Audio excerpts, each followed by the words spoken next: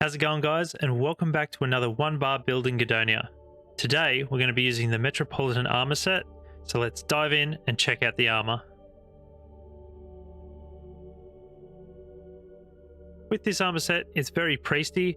It does remind me a lot of World of Warcraft, playing as a priest, a disciplined priest I think I was playing as. Yeah, just healing and going through dungeons. It's really taking me back. It does look pretty cool. I really do like the shoulders. They're pretty unique. They're not just plain, and even the pattern on it all just screams priest, which it pretty much is. Let's check out the unique bonuses with this armor set. If you have 2 pieces of the Metropolitan set, your Holy Hammer will hit 2 more targets. But if you have all 5 pieces of the Metropolitan set, this will increase the radius and duration of judgment. Your divine weapons will spawn a powerful holy sword strike from the sky, and you don't require the weapon, because usually you need a sword or mace to proc that, or to use that ability, divine weapons. And with this set, you no longer need any of them weapons. You can just use the staff, which is pretty cool. The stats of this armor, you'll get pretty low armor because it's cloth, of course. You get a significant boost to holy magic spells, which is great. Decent boost to critical strike chance. Pretty good mana and health bonus as well. And also a really good magic resist. So the only thing that's letting this armor down is the actual armor itself. Like, you get pretty good stats across the board if you're going to play a priest with the Metropolitan set. So for the accessories I used with this build, I'll start off with the cloak. So the cloak I use is the Metropolitan cloak. You can get this cloak from finishing the epic quest in the Holy Monastery faction line. So once you finish the quest, you can buy this. It can also drop from expeditions. So all of the dig sites around Gedonia. It's just a random drop, so you might have to find it unless you want to join the Holy Monastery, and you can get it a lot quicker, and you're guaranteed. But this will give you 160% damage to holy magic spells, which is great. 200 health, 200 mana, and also a 0.15 movement speed boost, which is pretty handy to have. You really want all of that holy magic damage. It's great. Next up, we have the Holy Scorch set. So if you have 2 pieces of this set, all holy damage scorches enemies with a holy burning dot. And lucky we are using only holy spells, so all of our damage is going to be putting dots on the enemy as well. If you have all 4 pieces of this Holy Scorch set, holy damage on enemies can spawn powerful holy explosions, damaging enemies around the target. So I'm not 100% sure, but if that holy damage explodes, does that count as holy damage? So then that'll put a dot on more. That's what I'm thinking. Anyway, this set gives a massive boost to holy magic spells and a good amount to crit chance as well, and also a decent boost to mana. So you'll have a pretty high mana pool, pretty good crit chance actually, like very high, and also the damage that you're going to be doing is going to be off the charts. All right, let's move on to the weapon. So the weapon I chose for this build is the Ceremonial Holy Staff, Stage 3. Every 15 seconds, holy spells can summon an angel companion for 60 seconds that will attack your enemy. Of course, this is a staff, doesn't do too much damage, but it does have a 200% mana regeneration, which is very nice, which all staffs I'm pretty sure have now, which is great because staffs were sort of like in the past, but that increased mana regeneration is just very good to have. Makes you actually need the staves now. Keep that mana up. Very low damage, low speed, but a 320% boost to holy magic spells and a plus 170 mana. All right, let's check out the skills. We'll start off in ferocity, which is pretty weird, but we've just got our 3% chance to critical strike. That's all I wanted in there. And also, once we put 5 points in, every 5 points we get another 1%. So we've got 4% critical strike chance. Once we've done that, is pretty good. And in blood magic, we just got our health, just 15 points, putting it up. So we've got a bit more health. So then we have in our arcane skill tree, we have evasive blink. So this blink is now a passive, which can be used as a dodge now. So we have a dodge instead of putting points in agility, but we will get a debuff of arcane instability, which increases the mana cost of our next blink by 200%. So we've got to be careful with that. Next up, we have mana bonus level 3, which is just a passive that increases our mana by 100. Mana replenishment, which increases our passive mana regeneration by 300%. So we've got a 500% increase of mana regeneration because of the staff and that ability. Then we have magic resist level 3, which just increases our magical resistances by 9%. Now in the elemental skill tree, we just got 1 point.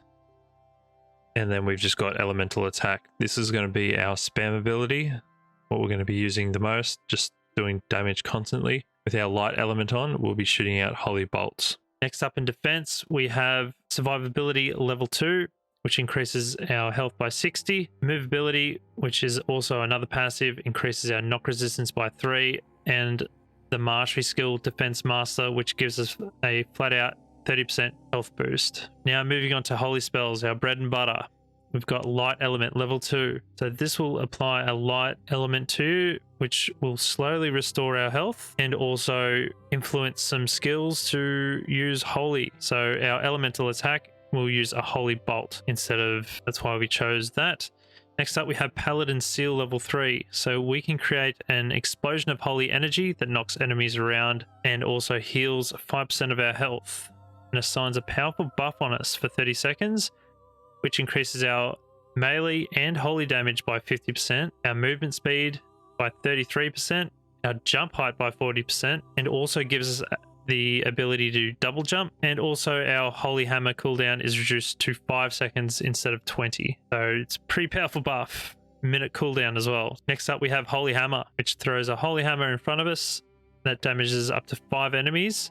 It flies through and then returns back and damages them again. Sort of like a boomerang. So we'll throw it and then it'll come back. But with our armor set, it'll throw 3. Next up, we have weak healing prayer. So this will heal player and damage allies for 80 base health. Requires more mana if the companions are hurt. Playing this build, I suggest have some companions just because they'll do more damage for you. Next up, we have Judgment, which creates a beam of light from the sky that stuns and damages all enemies in it. So this will be our stun ability. I know this build just does so much damage. Holy just does so much damage in this game. It's crazy. Next up, we have Divine Weapons.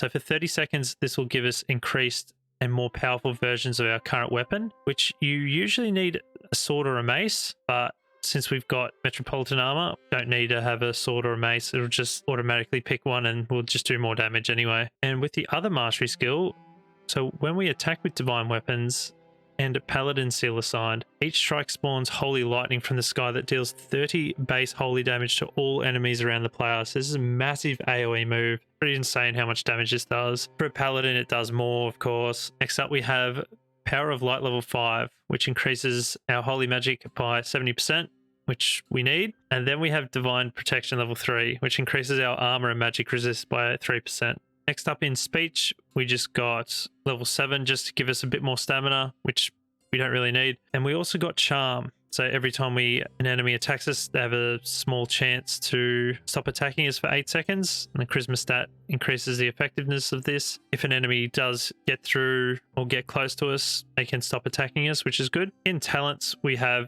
5 points in health bonus for 500 health, 5 points in stamina bonus for 375, 5 points in mana bonus for 375 mana. Then we have 5 points in magic bonus, which increases our magic damage by 125%. 5 points in defense bonus, increases our magic resist and armor by 5%. And also 5 points in speed bonus, which increases our attack speed by 15%. And also our movement speed by 1.25. All right, now saying all that, prepare yourselves for some crazy DPS with these Frost Ogres. Sort of feel sorry for them. So here we are at the Frost Ogre encampment. I'm going to put our light element on, which heals us every 10 seconds and also gives us more stamina. So, yeah, we might just start with just Holy Bolt. See, we're doing a fair bit of damage there. And also use our hammer that does 75,000 damage. Crit. We can also use our Judgment. Rips through the targets like nothing. Now, and then we can't get this guy. He's pretty angry. You can see the angel there too. And they just come up and just smash them. Our dots are going crazy, as you can see. The more holy damage you can actually pump out to a enemy, like the more damage you're going to be doing. So if we just do this,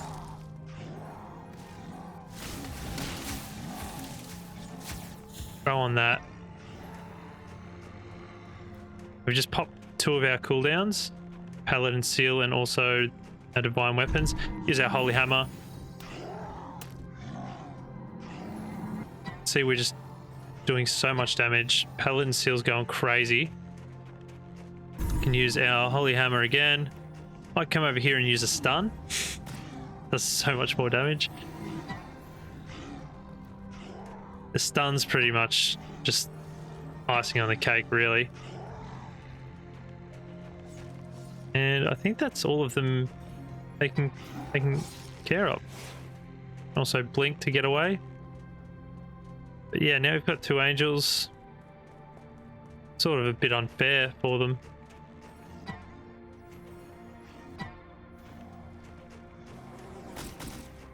Like just some dots. And if I use the hammer, it just does so much damage. Like a 1 hit.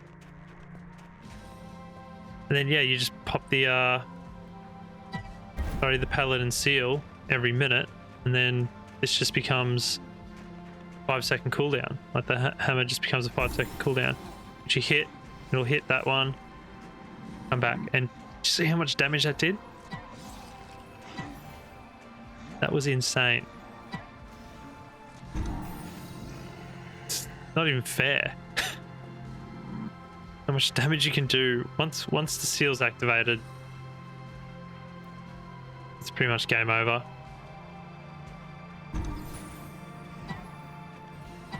Like just half of its health, and then when it comes back, oh yeah, that's it. And 3 angels. It is insane.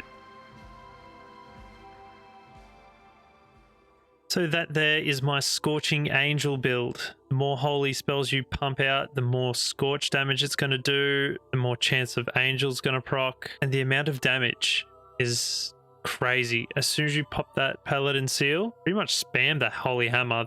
That's your main damage right there. It's pretty crazy. The Divine Weapons, yeah, I think it's just a gimmick for me anyway. It can be optimized to be better. I just like to put these together and just have fun with moves. You don't have to be the meta. It's just all about having fun, really. I'm just giving you guys ideas. Play how you like to play and have fun with it. I've got to be the best. I don't like that mentality at all. But what do you guys think? Anyway, guys, that's going to do it for me. I really hope you enjoyed this build. It is pretty fun. Frost Ogres are the strongest enemy that I've found anyway, and a massive group of them too, and it just took them out like, nah, whatever. Like the holy spell tree with the Scorch accessories as well. Just crazy. I hope you guys enjoyed watching as I enjoyed making this build, and I hope to see you in the next one. All right, guys, take care.